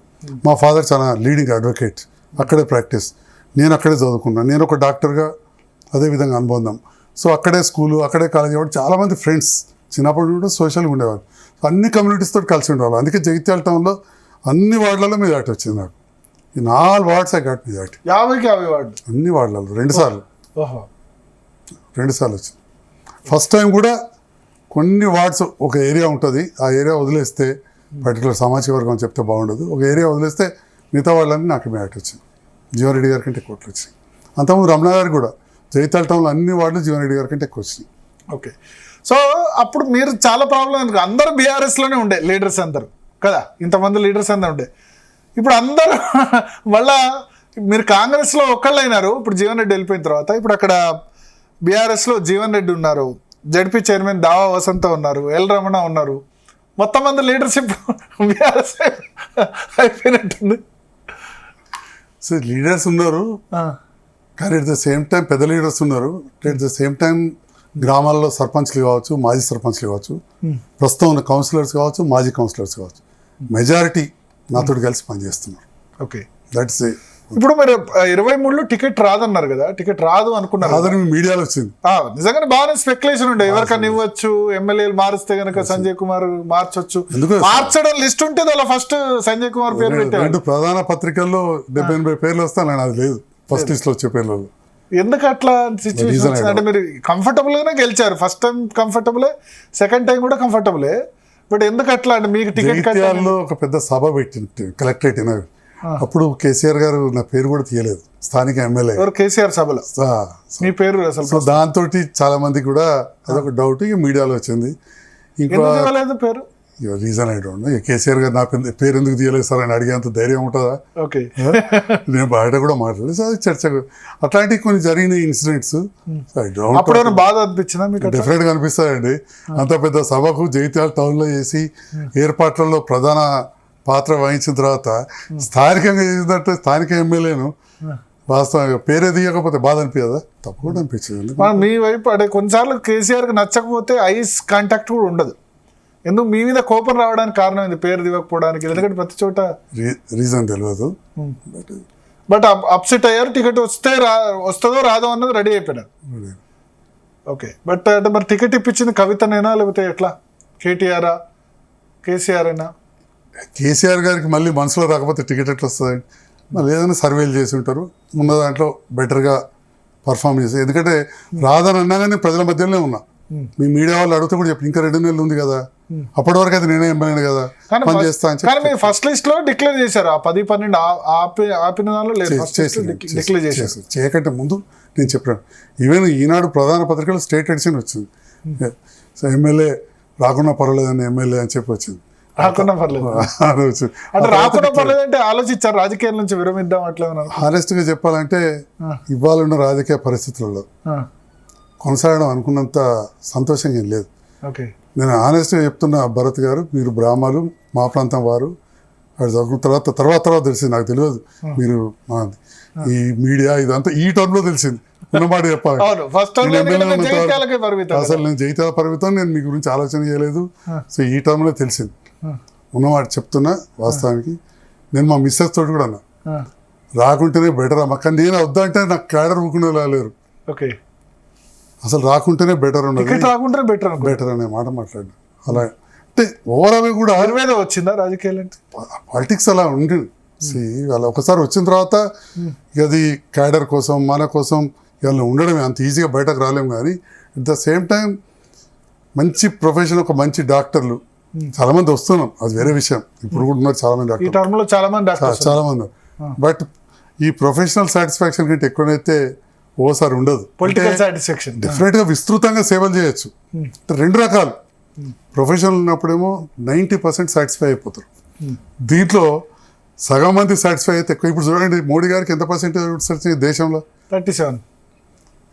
88 సీట్స్ వచ్చినాడు. కేసీఆర్ గారికి 43%. అంటే కూర్చున్న దగ్గర 10 మందిలో 6 మన గురించి వ్యతిరేకంగా మాట్లాడుతూనే ఉంటారు, 4 మాట్లాడుతుంటారు. సో ఈ విమర్శలని ఎదుర్కోవడం ఒకసారి మనసుకు బాధ అనిపిస్తూ ఉంటుంది. అనిపించి మన రోజు ఈ టికెట్ రాదన్న సందర్భంలో ఆర్థికంగా అందరూ అనుకుంటాం ఏం లబ్ధి పొందలేదు, ఇంకా తగ్గింది, అంతేనా? అటువంటి సందర్భం తగ్గింది. సో తగ్గిందా? నాయ కానీ మా వియ్యంకుని కానీ ఐటీ రిటర్న్స్ కానీ ఆస్తులు కానీ ఏది చూసినా తెలుస్తుంది. ఎమ్మెల్యే అయిన తర్వాత ఒక్కొక్క ఆస్తులు 5 రెట్లు 10 రెట్లు తగ్గినాయి. మీరు హాస్పిటల్లో సంపాదించినంత పోగొట్టుకున్నారు. అంతే. ఇక పొడగొట్టుకోవడం కాదు, ఇప్పటికి కూడా నడుస్తుంది కాబట్టి బ్యాలెన్స్ అవుతూ ఉంటుంది. ఇప్పటికి కూడా ఇన్కమ్ ట్యాక్స్ కట్టే తగ్గింది, పెరగలేదు. అదే బ్లాక్లో సంపాదించుకుంటే ఇంట్లో చూపించి ఎక్కువ కట్టేవాళ్ళం. మా వియ్యంకుంది కూడా కాంట్రాక్టర్గా కట్టిందని కూడా తగ్గింది నాకు తెలిసినంత వరకు. అసలు కొన్ని రోజులు కాంట్రాక్ట్ జరిగింది కాబట్టి నాకు తెలిసినంత వరకు 2-3 years income tax returns file చేయాలి. మీ వియ్యంకుడిని లేకపోతే మీ డాక్టర్ని సెటిల్ చేసేందుకే మీరు జాయిన్ అయ్యారు. ఏ లబ్ధి లేని ఎందుకు జాయిన్ అవుతారు? సంజయ్ కుమార్ చాలా మంది లబ్ధి కోసమే పోతారు కాబట్టి ప్రజలు అంతే ఊహించుకుంటారు. పాలిటిక్స్లో ఎక్కువ మంది అలా, కొంతమంది అలా ఉన్నారు కాబట్టి అనుకుంటారు. దాని ప్రతిదాన్ని మనం మీలాంటి వారు అడిగితే చెప్తాం తప్ప అడ్వర్టైజ్మెంట్ ఇవ్వలేము కదా అటు. సో ఇప్పుడు మీరు జాయిన్ అయిన తర్వాత కూడా జీవన్ రెడ్డితో కలిసి పనిచేసేందుకు రెడీగానే ఉండే. ఏముంటుంది పాలిటిక్స్లో? ఇప్పుడు నేను ఎమ్మెల్యే గెలిచిన, స్థానిక సంస్థలు అన్ని గెలిపించుకున్నా, ఎల్రమణ గారిని తీసుకోవాల్సిన పరిస్థితి వచ్చింది. చిన్నప్పటి నుంచి ఫ్రెండ్, వారి మీద నేను పోటీ కూడా చేసిన. ఇద్దరం ఒకరికొకరు పోటీ చేసుకున్నాం. తీసుకున్నారు రా మనం. ఇంకా నేనే ఒకసారి కలిసినప్పుడు అడిగినా, 2021 కదా. ఎస్, నేనే ఒకసారి కలిసినప్పుడు అడిగినారు, క్లోజ్ ఫ్రెండ్ కదా అన్నారు. అని కలిసి పని చేద్దాం అంటే నాకు అంత పార్టీ మాడడం ఇష్టం లేదని చెప్పి అన్నారు. మళ్ళీ తర్వాత 1-2 సార్లు ఇంకా వేరే వాళ్ళు అడగడం, నేను కూడా అడగడం వచ్చిన తర్వాత 6 నెలలకు ఏడాదికి తొందరపడలే ఎమ్మెల్సీ ఇచ్చారు. న్యాయం చెప్పడం వల్ల రాదు, అది కూడా చెప్తా ఉన్నా. కానీ 1-2 చోట్ల నేను అంత పెద్ద నాయకుడిని, బలమైన సామాజిక వర్గం తీసుకుని ఒకటి ఉంచొద్దు, మన ఏమైనా పదవి ఇవ్వాలని చెప్పి కూడా. నేను అందుకని జగిత్యాల ఇంతమంది లీడర్స్ ఉండగా ఎల్ రమణ ఉన్నారు, రాజేశం గౌడ్ ఉన్నారు, ఇద్దరు మాజీ మంత్రులు ఉండే. వాళ్ళతో కలిసి పని చేసినప్పుడు నేనేదో ప్రభుత్వంతో కలిసి పని చేయడం, జగన్ రెడ్డి గారు వెళ్ళిపోవాల్సినంత అవసరం అయితే లేకుండా. ఏనాడు కూడా గౌరవ ముఖ్యమంత్రి గారు కూడా వారికి వ్యతిరేకంగా నా దగ్గర అయితే ఎప్పుడు మాట్లాడలేదు.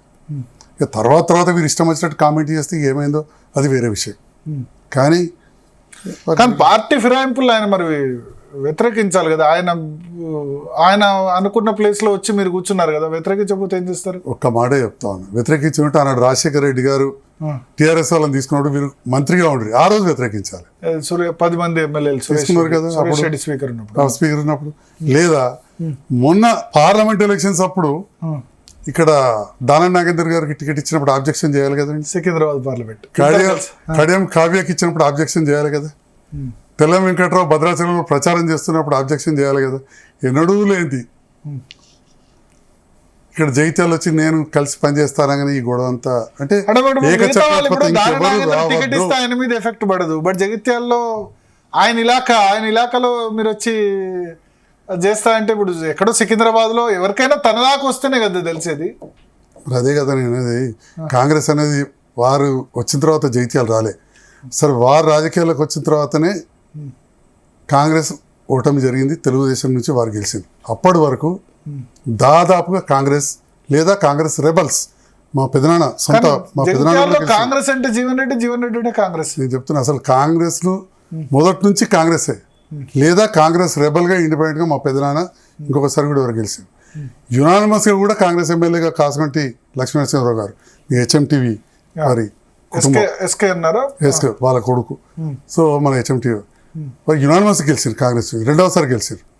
తర్వాత రత్నాకర్ గారు సంతృప్తి సందర్భంలో తెలుగుదేశం నుంచి కాంగ్రెస్ ఓడించింది. ఫస్ట్ కాంగ్రెస్ ఓడిపోయింది వీరి చేతుల్ని. అంటే కాంగ్రెస్కు నష్టం జరిగిందంటే జీవన్ రెడ్డితోటే. తర్వాత వీరు కాంగ్రెస్లో చేరిన తర్వాత కూడా మళ్ళీ తెలుగుదేశం గెలిచింది. వీరు ఓడిపోయారు. వీరు పెట్టిన ప్రతి క్యాండిడేట్ కూడా ఓడిపోయారు. అంటే కాంగ్రెస్ అంటే జీవన్ కాదు, అసలు కాంగ్రెస్ని ఫస్ట్ కదిలిచ్చిందే జీవన్ రెడ్డి గారు తెలుగుదేశం గెలిచి. ఆ తర్వాత మళ్ళీ కాంగ్రెస్లోకి వచ్చింది. అంతే తప్ప కాంగ్రెస్ అంటే జీవన్ రెడ్డి గారు కాదు. జీవన్ రెడ్డి గారు రాకముందు మొత్తం కాంగ్రెసే, లేదా కాంగ్రెస్ రెబల్. ఒకసారి టికెట్ రాకపోతే మా పెదనాన్న ఇండిపెండెంట్ గెలిచాడు. కానీ ఈ 40 ఏళ్లలో జీవన్ రెడ్డి అంటే కాంగ్రెస్, కాంగ్రెస్ అంటే జీవన్ రెడ్డి. అయితే అక్కడ ఇంకెవరు వచ్చినా అని వారు ఎవరు వచ్చినా అంతే, ఎవరు రాకుండా చూసుకున్నాడు. మీరు వచ్చారు కానీ మీరు రాకపోతే మంత్రి పదవి వస్తుండేమో జీవన్ రెడ్డికి. మీరు ఇక్కడ అది నా పరిధిలో మాట్లాడే విషయం కాదు. ఎందుకంటే వారు ఎమ్మెల్సీ ఉండే, ఇప్పుడు ఎమ్మెల్సీ టర్మ్ అయితే ఉండే కదా, ఆయనకు 6 సంవత్సరాలు ఉంది. 2025 ఫిబ్రవరి మార్చి వరకు ఉండే.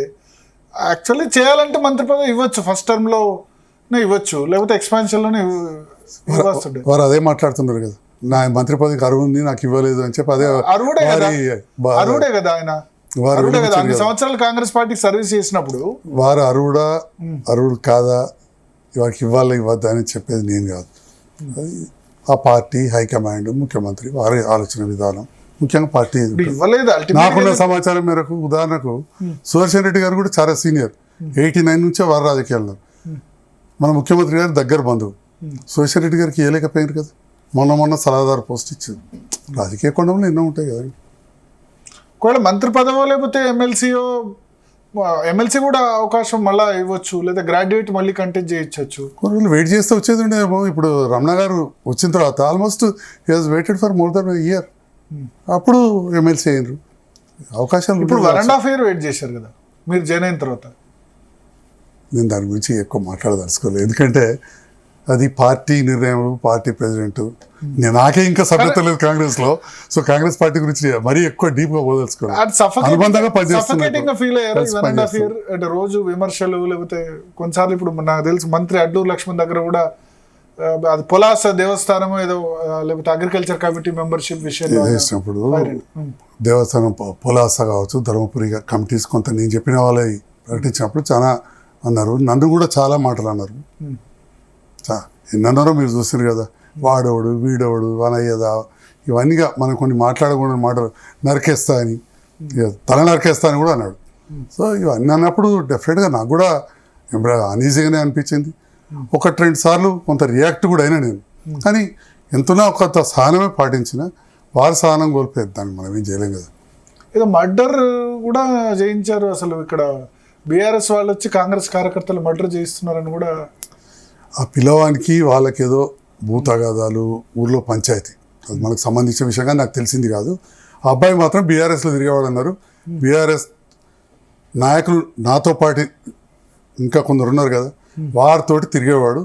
నేను ముఖ్యమంత్రితో కలిసి పనిచేస్తున్నా అని హైదరాబాద్ నుంచి మీ మీడియా ద్వారా రాగానే తెల్లవారి నా ఇంటి మీదకి 20-30 మంది ధర్నాకు వస్తే అందులో ఆ అబ్బాయి కూడా ఉన్నాడు, ఎమ్మెల్యే రాజీనామా చేయాలని పట్టుకున్న వాళ్ళు.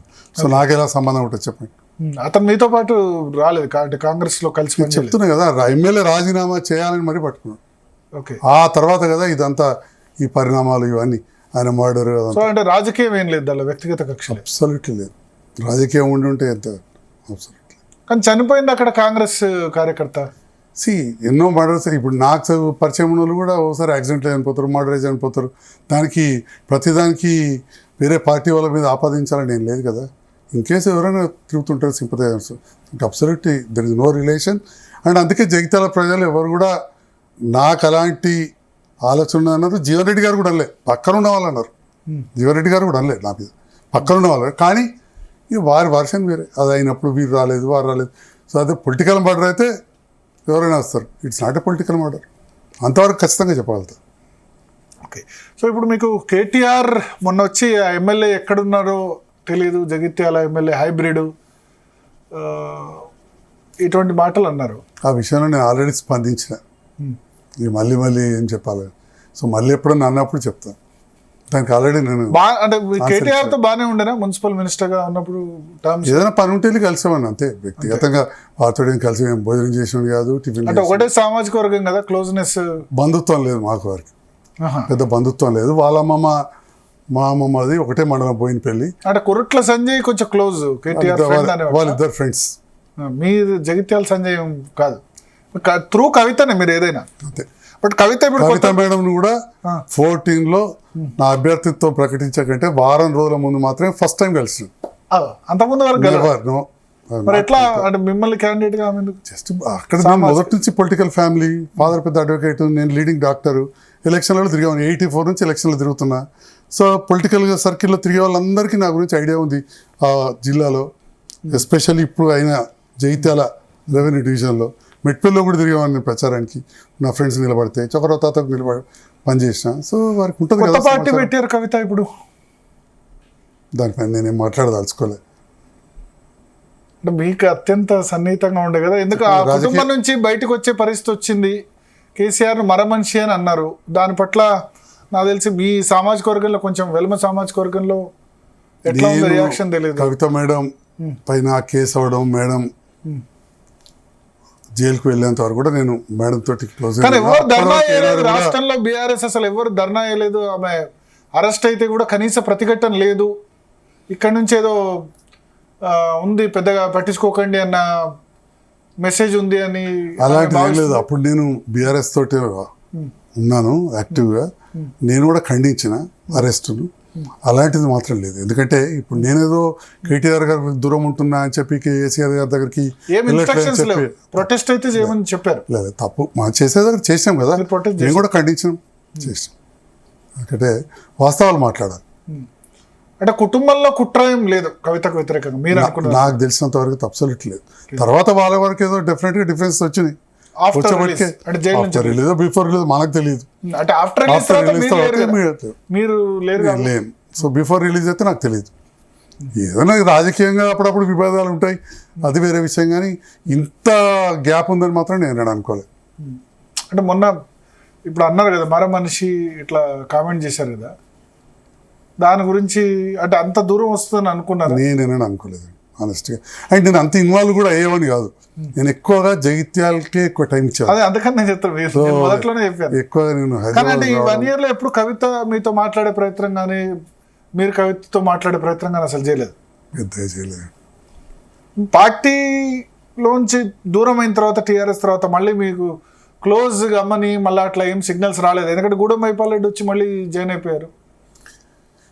మొదట్లో మీరు చూసిన ధర్నా అవ్వడం, తర్వాత కేటీఆర్ గారు వచ్చి నన్ను విపరీతం కామెంట్, తర్వాత పార్టీకి అనుబంధంగా ఉండే నాకు మిత్రుడు మంచి న్యాయవాది, సీనియర్ అడ్వకేట్, మా బంధువుల దగ్గర అన్నట్టు నేనే డైరెక్ట్ సార్ దగ్గర తీసుకెళ్తా వస్తారా అంటే ఇన్ని మాటలు తెల్లవారి నుంచే పైన పడ్డట్టు అన్న తర్వాత నాకు ఈ బ్రీతింగ్ ప్లేస్ కూడా ఇవ్వలేదు. నేనేదో పోయి అక్కడ నుంచి పని చేసుకోవడం మీరు అన్నట్టు ఏం లేదు, లేదా సభ్యత్వం తీసుకోలేదు. అక్కడ కేసీఆర్ గారు దించేదో రేవంత్ రెడ్డి కలిసిన తర్వాత ఒక వారం రోజుల్లో 10 రోజుల్లో వచ్చుంటే రీకన్సిడర్ చేసేవాళ్ళ. ఇప్పుడు అంత దూరం ఆలోచించే అవసరం కూడా లేదండి. I have decided till the end I want to be with the Congress. Yes, Congress అభ్యర్థిగా పోటీ చేస్తారు నెక్స్ట్ ఎలక్షన్స్. అది అవకాశం ఇస్తుంది. మళ్ళీ మన చేతిలో ఏముంటుంది? ఎవరు లేరు కదా, అట్లా ఏం చెప్పొస్తుంది. 14లో సడన్గా నన్ను తీసుకొచ్చి అభ్యర్థిత్వం ఇచ్చాను, ఏముంది దాంట్లో? మా దగ్గర లేరు, అప్పుడు బీఆర్ఎస్ కి అభ్యర్థులు లేరు 14లో. లేదని నేను ఎట్లా అనాలి? అప్పటికి కూడా పనిచేసే వాళ్ళు ఉన్నారు కదా, గట్టిగా టికెట్ అడిగే వాళ్ళు లేరు కదా. ఇప్పుడు నేను లేదంటే మళ్ళీ వాళ్ళు బాధపడతారు. సో వారు ఉండిరి నా వారికైతే నేను పంపించేశారు. వారికైతే ఎవరు పంపించారు? వారు వెళ్ళిపోయారు. వెళ్ళకూడదు, లెక్క ప్రకారం వెళ్ళిపోయారు. వెళ్ళకూడదు, డెఫినెట్గా వెళ్ళకూడదు. నేను మీ పొజిషన్ లో ఒకవేళ ఆయన పొజిషన్ లో మీరుంటే మీరే? ఆయన పొజిషన్ నేను ఉండింటి కదా, ఎల్రమ్మ గారు వచ్చింది కదా, నేను ఓడిపోయిన టైంలో రాజశేఖర గారికి బ్రహ్మాండమైన క్యాబినెట్ పోస్ట్ ఇచ్చారు కదా, మంచిగా అడ్జస్ట్ అయినాయి కదా. నా ప్రాంతం నుండి కొత్తగా గెలిచిన జెడ్పీటీసీకి జెడ్పీ చైర్మన్ చేసే అవకాశం ఇస్తే ఎక్కడ కూడా అబ్జెక్షన్ చేయలేదు కదా. ఆ పొజిషన్ నేను ఉండింటి కదా. సో గౌరవం మీరు బీఆర్ఎస్ పార్టీ చాలా క్షుణ్ణంగా అబ్జర్వ్ చేశారు. సో ఒక ఏంటంటే మొదలు కండువా కప్పేంత వరకు ఉంటుంది, ఆ తర్వాత అసలు సినిమా స్టార్ట్ అవుద్ది అని. సో ఇప్పుడు జీవన్ రెడ్డికి సరైన గౌరవం దక్కుతుంది అనుకుంటారా? నేను స్టార్టింగ్లో చెప్పిన నాకు ఒకరు విమర్శించడం ఎక్కువ రాదు, కాబట్టి we'll wait and see what happens. ఇది పదే పదే మీ మీడియాలో అంటారు కాబట్టి జీవన్ రెడ్డి గారికి ఏమైనా స్పెషల్గా ఇస్తారు కావచ్చు ఇప్పుడు గౌరవం అర్థం ఉంది కొద్దిగా ఆయన అటాక్ నిన్న అయితే కేసీఆర్ పక్కనే ఉండే ప్లీనరీ దాని సందర్భంగా అయితే ఇంట్రడ్యూస్ చేశారు అందరినీ. పార్టీ జనరల్ సెక్రటరీ కూడా ఇమీడియట్ గా అనౌన్స్ ఆల్రెడీ కేసీఆర్ ఏమైనా మాట్లాడుకునే పోయి ఉంటారు ముందే, మరి అక్కడ నాకు గౌరవం ఎంత ఇస్తారు, పదవి ఏమి ఇస్తారని అని మాట్లాడుకుని జీవన్ రెడ్డి కంటెస్ట్ చేస్తారా? మీకు నెక్స్ట్ ఎమ్మెల్యే అభ్యర్థి ఆయన అవుతారా లేదా వాళ్ళకి కోడలా? నేను ఎట్లా చెప్పగలుగుతాను, చిన్న కోడలా? నేను చెప్పలేను కదా, you have to wait and see. Congress cadre support బాగానే ఉందా మీకు, అంటే మొదటి నుంచి ఉన్నవాళ్ళు? నాకు జనరల్గా అన్ని వర్గాలతో బాగుంటాం కాబట్టి ప్రత్యేకంగా వ్యతిరేకం ప్రత్యర్థులు లేరు పెద్ద మీకు, శత్రువులు ప్రత్యర్థులు ఎలా ఉంటారు, శత్రువులు ఎక్కువ లేరు. శత్రువులు లేరు, ఒకటిద్దరు ఎక్కడైనా ఉంటారు, దాన్ని ఏముంది పెద్ద లెక్కగా. శత్రువులు ఎందుకుంటారు, ఎవరు కూడా మనం నష్టం చేసిన వాళ్ళం కాదు కదా. రాజకీయంగా ఇప్పుడు ఉదాహరణ రమణ జీవన్ రెడ్డి గారి మీద నేను పడ్డాలో పోటీ చేయమన్నారు, పోటీ చేసినాం. కవితమ్మ కూడా ఏమన్నా జీవన్ రెడ్డిని ప్రత్యేకంగా ఓడియాలి, వారికి కూడా వాళ్ళ అభ్యర్థిని గెలిపించుకోవాలి, లేకపోతే పార్లమెంటు పోటీ చేస్తున్నారు కాబట్టి మెజార్టీ తగ్గద్దు. నాకున్న సమాచారం అయితే నేనున్నా గెలవడం కష్టం అని చెప్పి వారికి కూడా రిపోర్ట్ ఉంది. కానీ సో రిస్క్ తీసుకున్నాం, చేసినాం అంతే తప్ప ప్రత్యర్థులు హ్యాపీగా ఉన్నారా? డెవలప్మెంట్ వర్క్స్ అవుతున్నాయా? పోచారం శ్రీనివాసరెడ్డి అవతల మొత్తుకుంటారు ఇదేం ప్రభుత్వం అని చెప్పి. ఆప్టమిస్టిక్ ఉండాలి. ఇప్పటివరకు అయితే ఆ గుడి లేని పేదవాళ్ళకి ఏదైతే డబుల్ బెడ్రూమ్లో నాకు దాదాపు పెద్దది కదా, అది 4,500 ఇల్లు, 20,000 మంది. సో అమ్యూనిటీస్ అన్ని ఇచ్చారు టౌన్లో ప్రతి వార్డు. 4,500 డబుల్ బెడ్రూమ్ లో ఇప్పుడు ఎంతమంది ఉంటారు, ఎంతమంది? దాదాపు ఇప్పటికి 2,000 మంది ఆక్యుపై చేసిండ్రు. ఇంకా కూడా అవుతారు. ఈ రోజే పొంగులేటి శ్రీనివాసరెడ్డి గారితో మాట్లాడడం జరిగింది. వారు వచ్చి రివ్యూ చేసి ఇంకా కూడా అమ్యూనిటీస్కు ఇన్ఫ్రా కొంత ఫండ్స్ ఇస్తానని చెప్పారు. వాళ్ళు చేస్తే ఇంకా బాగా అవుతుంది డెఫినెట్గా. ఫండ్స్ బాగానే వచ్చాయి ఈ టర్మ్లో. సరే ఇప్పటివరకు అయితే పని చేస్తూనే ఉన్నాం కంటిన్యూస్గా, ఇంకా కూడా చేస్తామని చెప్పి ఆశిస్తున్నా. నా ముఖ్యంగా ముఖ్యమంత్రి గారు సభా వేదిక ద్వారా యావర్ రోడ్ చేస్తా అని చెప్పి అనౌన్స్ చేసింది. ఈ యావర్ రోడ్ నా చిన్నప్పటి నుంచి చూస్తున్నాను. సో ఏ ముఖ్యమంత్రి గారు కూడా అనౌన్స్ చేయలేదు. నేను 10th క్లాస్ చదువుకునేటప్పటి నుంచి యావర్ రోడ్ ఇస్తారా, యావర్ రోడ్ ఇస్తారా జరిగితే ఎలా అంటారు. అది చేస్తే మాత్రం మీరు చరిత్రలో నిలిచిపోతారు. తప్పకుండా చేస్తామని ఆశిస్తున్నా. అది చేస్తేనే మళ్ళీ పోటీ చేస్తా. నేను 30 అవి చేస్తేనే మళ్ళీ పోటీ చేస్తా, ఇది మాత్రం చెప్తా ఉన్నా. యావర్ రోడ్డు విస్తరణ చేస్తేనే పోటీ చేస్తా, లేకపోతే చేయరు. కేసీఆర్ లాగా మిషన్ భగీరథ అయితేనే ఓటు అడుగుతా అన్నట్టు ఇది. ఇంకా అంతకంటే గట్టిగా చెప్తా ఉన్నా. ఇంకా మిషన్ భగీరథ నీళ్ళు అంతటా అందలేదు. అంత కాన్ఫిడెన్స్ ఎట్లా ఉంది మరి? అంటే ఈ గవర్నమెంట్ లో డబ్బులు లేవు, అది లేవు అంటారు కదా. ఉన్నంతలో తప్పకుండా ఇస్తారంటే నమ్మకం. ఆ మాత్రం నమ్మకం లేకపోతే మనం చెప్పదండి. సభలో ముఖ్యమంత్రి గారు అనౌన్స్ చేయరు. నేను అడిగినాను, వర్క్ చేశారు. ఓకే. సో ఏంటి లైఫ్ ఏం మంత్రియా? జగిత్యాల ప్రజలకు సేవ చేయడమే అంతే ముఖ్యంగా. అంతే, ఇంకా వేరే అంబిషన్స్ లేవు. 2 సార్లు ఎమ్మెల్యే అయినారు, బస్ మళ్ళా ఎమ్మెల్యే మంత్రి చేయాలి. సో సేమ్ టైం వారానికి ఒక 5 రోజులను ఒక రోజు హైదరాబాద్ అటు ఇటు వచ్చినా కానీ వారానికి 5 రోజులు రోజు సాయంకాలం పోయి పేషెంట్లను చూడాలి శక్తి ఉన్నాను రోజు టిల్ ద ఎండ్. ఆప్థమాలజీ కంటి సర్జరీలు చేయాలి, పేషెంట్ చేయాలి. ఎందుకంటే ప్రపంచంలో 50% of the treatable blindness in India. 50% నివారించగల అంధత్వం భారతదేశంలో ఉంది. ఎక్కువ మంది గుడ్డి వాళ్ళు ఉన్న దేశం ఏదంటే భారతదేశం. ఓకే. కాబట్టి తప్పకుండా ఆ సేవ చేసే అవకాశం భగవంతుడి వాళ్ళకి కోరుకుంటాం. అది passion. So all the best Sanjay గారు. Thank you. సో మొత్తానికి సంజయ్ కుమార్ అయితే చెప్తున్నారు, యావర్ రోడ్ విస్తరణ చేస్తేనే నెక్స్ట్ ఎన్నికల్లో నేను పోటీ చేస్తాను. గతంలో అంటే ఫుల్ టైం పొలిటీషియన్ కాదు, ప్యాషన్ ఏదైతే కంటి వైద్యుడిగా ఉందో ఆ కంటి వైద్యుడిగా ప్యాషన్ కొనసాగుతుంది. సెకండ్ టైం టికెట్ వచ్చినా రాకున్నా పాలిటిక్స్ నుంచే వైదొలుగుదామనుకున్న సిచ్యువేషన్.